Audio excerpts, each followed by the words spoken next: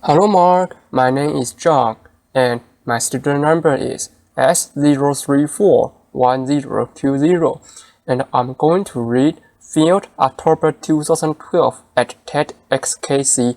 Janine Shepherd, a broken body isn't a broken person, and my level is sophomore at NCUE. Life is about opportunities, creating them and embracing them, and for me, that was the Olympic dream. That's what defined me. That was my bliss. As a cross-country skier and a member of the Australian ski team, headed towards the Winter Olympics, I was on a training bike ride with my fellow teammates as we made our way up towards the spectacular Blue Mountains west of Sydney.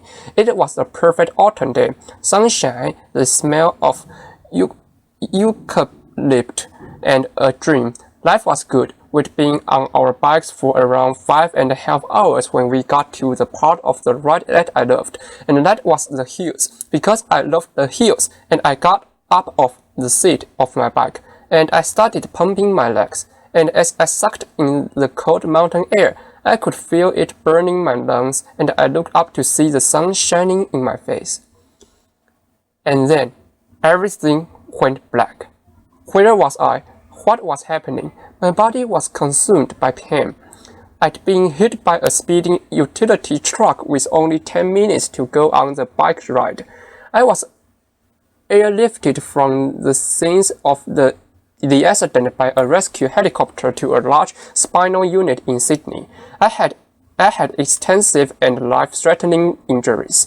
I'd broken my neck and my back in 6 places. I broke 5 ribs on my left side. I broke my right arm. I broke my collarbone. I broke some bones in my feet. My whole right side was ripped open, filled with gravel. My head was cut open across the front, lifted back, exposing the skull underneath. I had head injuries. I had internal injuries. I had massive blood loss. In fact, I lost about 5 liters of blood, which is all someone my size would actually hold. By the time the helicopter arrived at Prince Henry Hospital in Sydney, my blood pressure was 40 over nothing. I was having a really bad day. Louder. For over 10 days, I drifted between 2 dimensions. I had an awareness of being in my body, but also being out of my body, somewhere else, watching from above as if it was happening to someone else. Why would I want to go back to a body that was so broken? But this voice kept calling me. Come on, stay with me. No, it's too hard. Come on, this is our opportunity. No, that body is broken. It can no longer serve me. Come on, stay with me. We can do it. We can do it together. I was at a crossroads. I knew if I didn't return to my body, I'd have to leave this world forever. It was the fight of my life. After 10 days, I made the decision to return to my body, and the internal bleeding stopped. The next concern was whether I would walk again, because I was paralyzed from the waist down. They said to my parents, the neck break was a stable fracture, but the back was completely crushed. The vertebra at L1 was like you'd dropped a peanut, stepped on it, smashed it into thousands of pieces. They'd have to operate. They went in, they put me on a beanbag. They literally cut me in half. I have a scar that wraps around my entire body. They picked as much broken bone as they could that had lodged in my spinal cord. They took out 2 of my broken ribs, and they rebuilt my back. L1, they rebuilt it. They took out another broken rib. They fused T12, L1, and L2 together. Then they stitched me up. They took an entire hour to stitch me up. I woke up in intensive intensive care, and the doctors were really excited that the operation had been a success because at that stage I had a little bit of movement in one of my big toes, and I thought, great, because I'm going to the Olympics later. I had no idea that's the sort of thing that happens to someone else, not me, surely. But then the doctor came over to me and she said, Jenny, the operation was a success, and we've picked as much bone out of your spinal cord as we could, but the damage is permanent. The central nervous system nerves. There is no cure. You are what we call a partial paraplegic, and you will have all of the injuries that go along with that. You have no feeling from the waist down, and at most you might get 10 or 20% return. You will have internal injuries for the rest of your life. You will have to use a catheter for the rest of your life, and if you walk again, it will be with calipers and a walking frame. And then she said, Jenny, you will have to rethink everything you do in your life, because you are never going to be able to do the things you did before. I tried to grasp what she was saying. I was an athlete. That's all I know. That's all I'd done. If I couldn't do that, then what could I do? And the question I asked myself is, if I couldn't do that, then who was I? They moved me from intensive care to acute spinal. I was lying on a thin, hard spinal bed. I had no movement in my legs. I had tight stockings to protect them from blood clots. I had one arm in plaster, one arm tied down by drips. I had a neck brace and sandbags on either side of my head, and I saw my world through a mirror that was suspended above my head.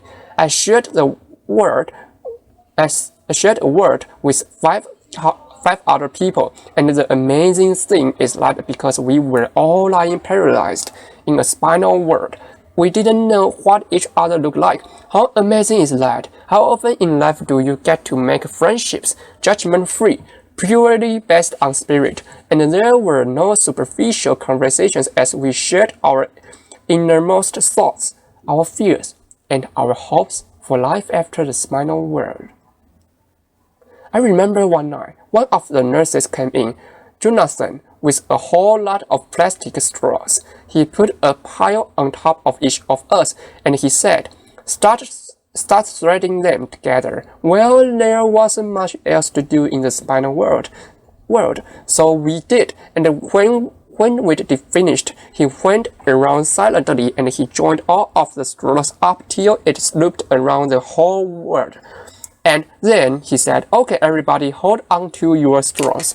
And we did. And he said, right, now we're all connected. And as we held on, and we rest as one, we knew we weren't on this journey alone, and even lying paralyzed in the spinal world, there were moments of incredible depth and richness, of authenticity and connection that I had never experienced before. And each of us knew that when we left the spinal world, we would never be the same. After 6 months, it was time to go home. I remember Dad pushing me outside in my wheelchair, wrapped in a plaster body cast and feeling the sun on my face for the first time. I soaked it up and I thought, how could I ever have taken this for granted? I feel so incredibly grateful for my life. But before I left the hospital, the head nurse had said to me, Janine, I want you to be ready, because when you get home, something's going to happen. And I said, what? And she said, you're going to get depressed. And I said, not me, not Jenny, the machine. Which was my nickname. She said, you are, because, see, it happens to everyone. In the spinal world, that's normal. You were in a wheelchair. That's normal. But you are going to get home and realize how different life is. And I got home and something happened. I realized Sister Sam was right. I did get depressed. I was in my wheelchair. I had no feeling from the waist down, attached to a catheter bottle. I couldn't walk. I'd lost so much weight. in the hospital, I now weighed about 80 pounds. And I wanted to give up. All I wanted to do was put my running shoes on and run out of the door. I wanted my old life back. I wanted my body back. And I can remember Mom sitting on the end of my bed and saying, I wonder if life will ever be good again. And I thought, how could it? Because I've lost everything that I valued, everything that I worked towards, gone. And the question I asked was, why me? Why me? And then I remembered my friends that were still in the spinal world, particularly Maria. Maria was in a car accident, and she woke up on her 16th birthday to the news that she was a complete quadriplegic. I had no movement from the neck down, had damage to her vocal cords, and she couldn't talk. They told me, we're going to move you next to her because we think it will be good for her.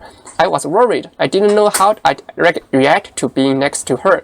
I knew it would be challenging, but it was actually a blessing because Maria always smiled. She was always happy, and even when she began to talk again, albeit difficult to understand, she never complained, not once, and I wondered how had she ever found that level of acceptance. And I realized that this wasn't just my life, it was life itself. I realized that this wasn't just my pain, it was everybody's pain. And then I knew, just like before, that I had a choice. I could keep fighting this, or I could let go and accept not only my body, but the circumstance of my life. And then I stopped asking, why me? And I started to ask, why not me? And then I thought to myself, maybe being at rock bottom is actually the perfect place to start. I had never before thought of myself as a creative person. I was an athlete. My body was a machine, but I now was about to embark on the most creative project that any of us could ever do, that of rebuilding a life. And even though I had absolutely no idea what I was going to do, in that uncertainty came a sense of freedom. I was no longer tied to a set path. I was free to explore life's infinite possibilities, and that realization was about to change my life. Sitting at home in my wheelchair and my plaster body cast, an airplane flew overhead, and I looked up, and I thought to myself, that's it. If I can walk, then I might as well fly. I said, Mom, I'm going to learn how to fly. She said, that's nice, dear daughter. I said, pass me the yellow pages. She passed me the phone book. I ran up the flying school. I made a booking. Said I'd like to make a booking to come out for a flight. They said, you know, when do you want to come out? I said, well, I have to get a friend to drive me out because I can't drive. Sort of can't walk either. Is that a problem?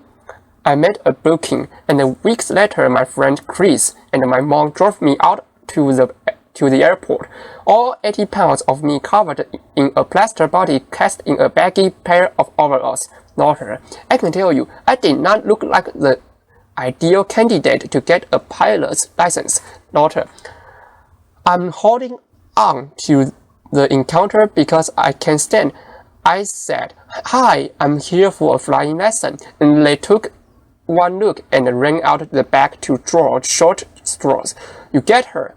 No, you take her. Finally, this guy comes out. He goes, hi, I'm Andrew, and I'm going to take you flying. I go, great. And so they drive me down. They get me out of the tarmac. They get me out on the tarmac, and there was this red, white, and blue airplane. It was beautiful. They lifted me into the cockpit. They had to slide me up on the wing, put me in the cockpit. They sat me down. There are buttons and dials everywhere. I'm going, wow, how do you ever know what all these buttons and dials do? Andrew, the instructor, got in the front, started the airplane up. He said, would you like to have a go at taxiing? That's when you use your feet to control the rudder pedals to control the airplane on the ground. I said, no, I can use my legs. He went, oh. I said, but I can use my hands. And he said, okay. So he got over to the runway and he applied the power. And as we took off down the runway and the wheels lifted up of the tarmac and we became airborne. I had the most incredible sense of freedom. And Andrew said to me, as we got over the training area, you see that mountain over there? And I said, yeah. And he said, well, you take the controls and you fly towards that mountain. And as I looked up, I realized that he was pointing towards the blue mountains where the journey had begun. And I took the controls and I was flying, and I was a long, long way from that spinal world.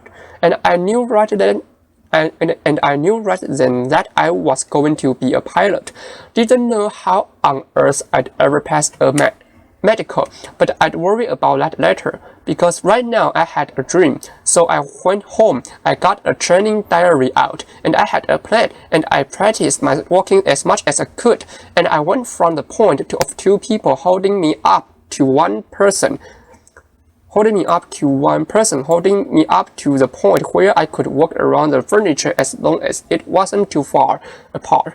And then I made great progression to the point where I could walk around the house, holding onto the walls like this, and Mom said she was forever following me, wiping off my fingerprints, not her. But at least she always knew where I was. So while the doctors continued to operate and put my body back together again, I went on with my theory study, and then eventually and amazingly, I passed my pilot's medical, and that was my green light to fly, and I spent every moment I could at that flying school. Way out of my comfort zone, all these young guys that wanted to be Qantas pilots, you know, and a little old hop along me in first my plaster cast, and then my steel brace, my baggy overalls, my bag of medication and catheters, and my limp. And they used to look at me and think, oh, who is she kidding? She's never going to be able to do this. And sometimes I thought that too, but that didn't matter, because now there was something inside that burned that far outweighed my injuries. A little ghost kept me going along the way, and eventually I got my private pilot's license, and then I learned to navigate, and I flew my friends around Australia, and then I learned to fly an airplane with two engines, and I got my twin engine rating, and then I learned to fly in bad weather as well as fine weather, and I got my instrument rating, and then I got my commercial pilot's license, and then I got my instructor rating, and then I found myself back at that same school where I'd gone for that very first flight, teaching other people how to fly just under 18 months after I'd left the spinal world. Applause. And then I thought, why stop there? Why not learn to fly upside down? And I did, and I learned to fly upside down and became an aerobatics.